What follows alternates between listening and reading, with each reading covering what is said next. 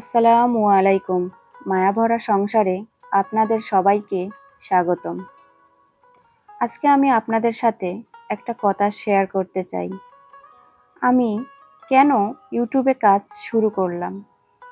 আমার এই চ্যানেলে আমি চেষ্টা করি আমার সারাদিনের টুকিটাকি কাজ, সাদামাটা জীবনের ছোট ছোট সাধারণ মুহূর্ত আর আমার সংসারের গল্পগুলো আপনাদের সাথে শেয়ার করতে। আমার জীবন খুবই সাধারণ। সাধারণ জীবনের সাধারণ গল্প, সাধারণ জীবনের ছোট ছোট মুহূর্তগুলোই আপনাদের সাথে শেয়ার করার চেষ্টা করে থাকি। মায়াভরা সংসারে। মায়াভরা সংসার আমার চ্যানেলের নাম। এই নামটা অনেক আপুরাই অনেক পছন্দ করেন। অনেক আপুরাই আমাকে কমেন্টের মাধ্যমে জানিয়েছেন যে চ্যানেলের নামটা তাদের খুব ভালো লাগে।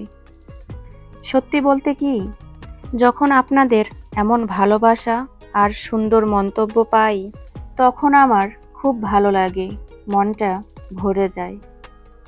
যেসব আপুরা আমাকে অনেক সুন্দর সুন্দর কমেন্ট করেন, তাদের প্রতি আমার আন্তরিক কৃতজ্ঞতা ও অনেক অনেক ভালোবাসা রইল।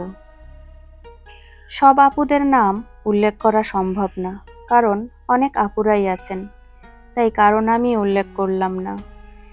দেখা যাবে একজনের নাম উল্লেখ করলে আরেকজন মন খারাপ করবে। আমি চাই না কারো মনে কষ্ট দিতে। যাই হোক আপুরা, মায়াভরা সংসারে আমি কিভাবে কাজ শুরু করেছি সেই গল্পটাই আপনাদের সাথে আমি আজ শেয়ার করব। আমার বড় ছেলে সজীব, তার বয়স 10 বছর।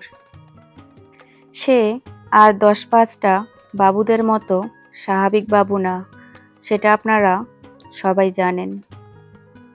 তাকে নিয়েই আমার দিনের বেশিরভাগ সময় কাটে। আপনারা সবাই সজীবকে চেনেন, কম বেশি সবাই আমার ছোট ছেলেকেও চেনেন। ছোট ছেলে দিনের বেশিরভাগ সময়টাই মাদ্রাসায় কাটিয়ে থাকে। আর সজীবের আব্বু সকাল 6টার পরে বাসা থেকে বেরিয়ে যায়। রাত 8টায় অফিস ছুটি হলে বাজার করে বাসায় ফেরে। বাসায় ফিরতে ফিরতে রাত 9টা, 9:30 বেজে যায়। সজীবের আব্বু দুপুরে লাঞ্চ করতে বাসায় আসে না, সেজন্য রান্না বান্নারও সেরকম চাপ থাকে না। তো বুঝতেই পারছেন, দিনের দীর্ঘ সময়টা সজীব আর আমি বাসায় থাকি।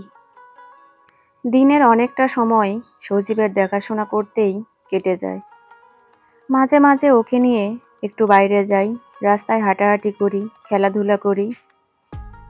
সত্যি বলতে কি, এত কিছুর মাঝেও অনেক সময়ই একাকিত্ব খুব অনুভব করি। কাজের ফাঁকে যখন একটু সময় পেতাম, তখন খুব মন খারাপ হতো। আগে আমার বাসায় ওয়াইফাই লাইন ছিল না, কিংবা আমি মোবাইলেও এমবি ভরাইতাম না, তো মোবাইলের প্রতি অত আমার আকর্ষণ ছিল না। আর ইউটিউব সম্পর্কে আমি কিছুই জানতাম না। ইউটিউব তো দূরের কথা, ফেসবুকে একটা ছবি পোস্ট কিভাবে করতে হয় সেটাও আমি জানতাম না।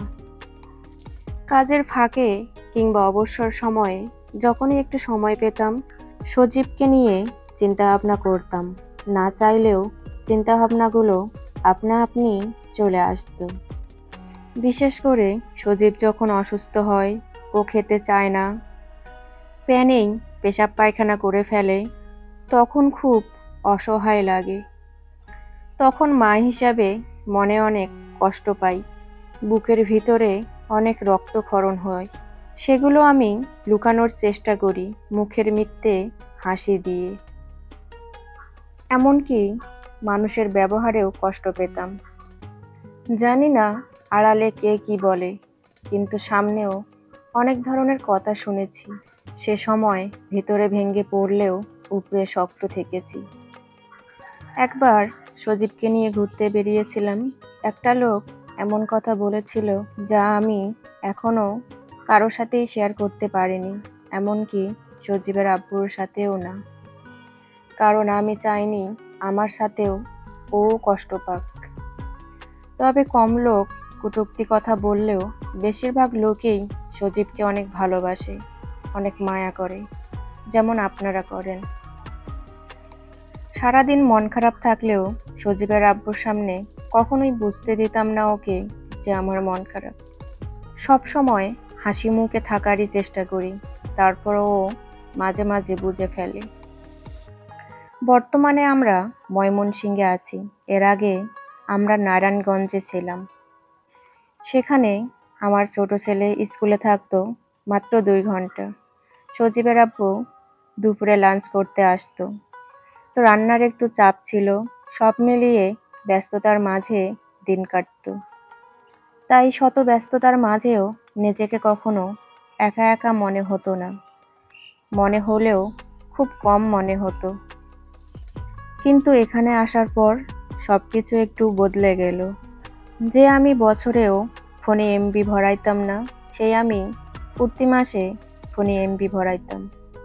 এভাবে কয়েক মাস কাটার পর সজীবের আব্বু ওয়াইফাই লাইনের ব্যবস্থা করে। বাসায় লাইন আসার পরে এমবি শেষ হওয়ার কোনো টেনশন তো ছিল না, ইউটিউবেই বেশিরভাগ সময় কাটাতাম। সজীব আর আমি বিভিন্ন ধরনের লং ভিডিও, শর্ট ভিডিও দেখতাম। অনেক ভিডিও দেখতে দেখতে একদিন একটা ব্লগ ভিডিও চোখে পড়ল।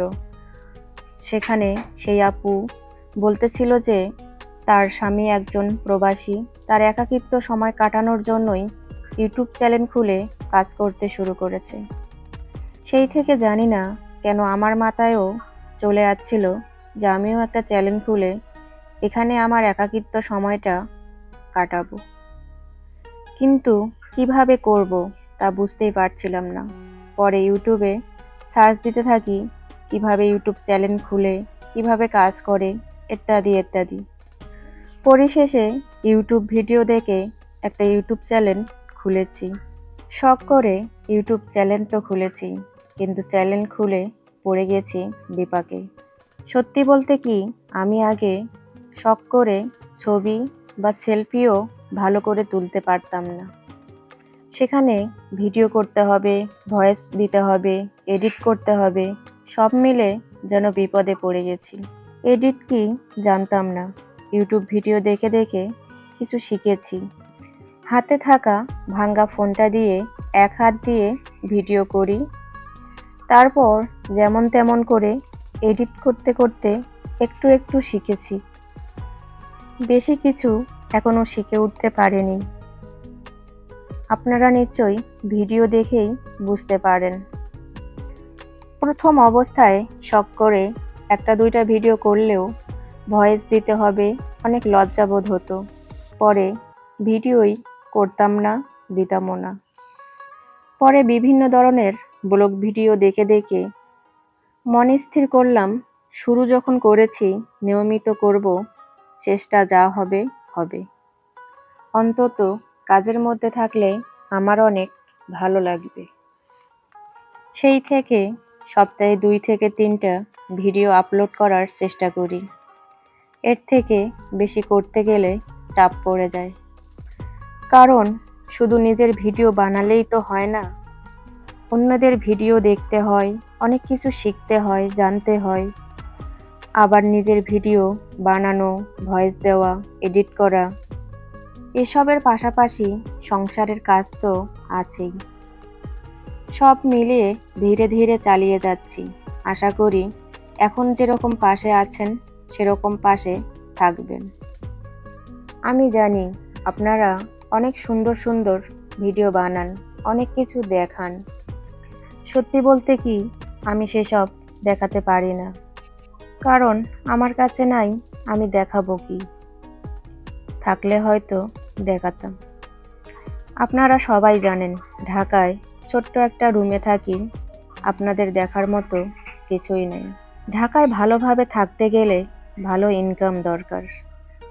যাদের ভালো চাকরি আছে, ভালো আয় আছে, তারা হয়তো একটু ভালো থাকতে পারে। এক কথায় ঢাকা শহরে ভালো থাকতে গেলে মোটা আয়ের ভালো একটা চাকরির দরকার হয়। কিন্তু আমাদের মতো একজন গার্মেন্টস শ্রমিক পরিবারের পক্ষে খুব বেশি ভালো থাকা সম্ভব হয় না। তারপরও সবসময় একটা কথাই বলি, আলহামদুলিল্লাহ।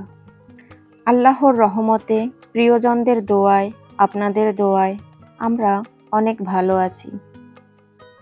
আমার এই সংসারে হয়তো অনেক অভাব আছে, কিন্তু ভালোবাসা আর মায়ায় ভরা আমার এই ছোট্ট সংসার। এই সংসারের ছোট ছোট মুহূর্তগুলো নিয়েই আমার জীবন, আমার গল্প আর আমার মায়া ভরা সংসার। যে মায়া ভরা সংসারে আপনারাও আছেন, তাই আর নিজেকে একাকী মনে হয় না। আপনারা সবাই আমাদের জন্য দোয়া করবেন, বিশেষ করে আমার সজীবের জন্য। মায়া ভরা সংসারে থাকার জন্য সবাইকে আন্তরিক ধন্যবাদ। এই তো আপনাদের সাথে গল্প করতে করতে কত কাজ করলাম।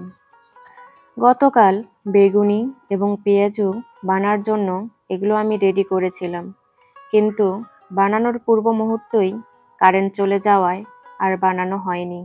সেগুলোই আমি ফ্রিজে রেখে দিয়েছিলাম, তো সেগুলোই ফ্রিজ থেকে বের করে ভেজে নিচ্ছি আর কি।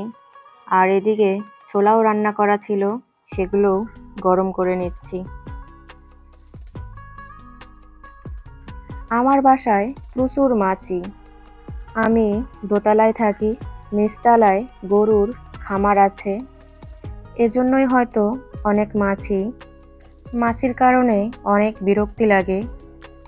আপনাদের কারো কাছে মাছি তাড়ানোর কোনো উপায় থাকলে আমাকে জানাবেন দয়া করে। আজ এখানেই শেষ করছি। ভিডিওর ভুল ত্রুটিগুলো অবশ্যই ক্ষমার দৃষ্টিতে দেখবেন। পরবর্তী ভিডিও দেখার আমন্ত্রণ জানিয়ে আমি বিদায় নিচ্ছি। সবাই ভালো থাকবেন, সুস্থ থাকবেন। আল্লাহ হাফেজ।